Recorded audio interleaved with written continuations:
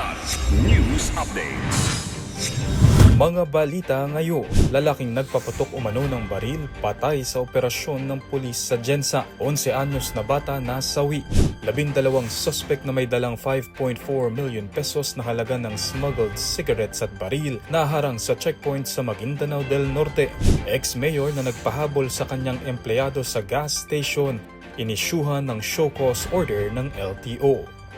Ako po si Cesar Soriano para ihatid ang nangungunang mga balita sa buong kapuluan. Ngayon, May bata, sir! Sir, may bata! Sir, bata, sir! Patay ang isang mekaniko matapos makipagbarilan sa mga pulis, habang isang 11 anyos na batang babae ang nasawi sa ligaw na bala sa naganap na insidente sa Purok Pandian, Barangay Labangal, General Santos City noong Abril 18. Ayon sa ulat, rumesponde ang mga pulis matapos makatanggap ng sumbong tungkol sa pagpapaputok ng baril ng sospek na kinilalang si Ryan Mantikayan Sangbaan, 43 anyos. Sa halip na sumuko, pinaputukan umano nito ang mga otoridad, kaya napilitang gumanti ang mga pulis na nagresulta sa kanyang pagkamatay. Tinamaan ng bala ang batang babae sa itaas na bahagi ng katawan at idineklarang dead on arrival sa ospital. Na-recover ng mga pulis ang baril ng sospek sa tabi ng kanyang bangkay. Samantala nanawagan ng ilang residente ng mas malalim na investigasyon upang matukoy kung sino ang may pananagutan sa pagkamatay ng bata. Arestado ang 12 katao sa isang checkpoint operation sa Barangay Duran, Parang, Maguindanao del Norte, madaling araw ng Abril 20 dahil sa umano'y pagpupuslit ng ilegal na sigarilyo at ilegal na pagdadala ng baril. Ayon sa Police Regional Office Bangsamoro Autonomous Region o PROBAR, hinarang ng mga otoridad ang 3 sasakyan kung saan nadiskubre ang humigit kumulang 6,500 reams ng smuggled na sigarilyo na nagkakahalaga ng 5.43 million pesos, pati isang kalibre 45 na baril.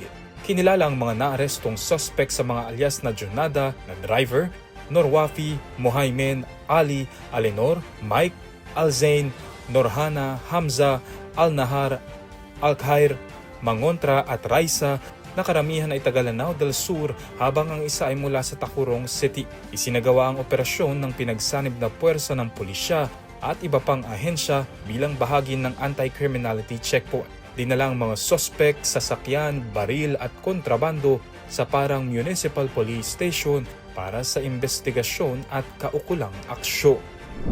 Naglabas ng show cause order ang Land Transportation Office o LTO laban sa isang dating alkalde, sa driver at sa rehistradong may-ari ng sasakyan kaugnay ng viral na insidente ng pagpapahabol sa isang gas attendant sa Maharlika Highway sa Alyakapan, Cagayan. Ayon kay LTO Chief Assistant Secretary Marcus Lacanilao, bukod sa habang buhay na pagkakakansilan ng lisensya, maaari ring ilagay sa alarm status at hindi na magamit ang sasakyan. Batay sa ulat, nagpakarga ng gasolina ang nasabing vlogger, ngunit umalis nang hindi nagbabayad. Sa video na kuha mula sa loob ng sasakyan, makikita ang isang gas attendant na kabilang sa isang katutubong grupo na hinahabol ang kanilang sasakyan para singili. Inatasan ng LTO ang mga sangkot na magpaliwanag kung bakit hindi sila dapat sampahan ng kasong administratibo kabilang ang reckless driving at kung bakit hindi sila dapat tuluyang tanggalan ng lisensya. Isinailalim na sa 70 araw na preventive suspension ang lisensya ng driver.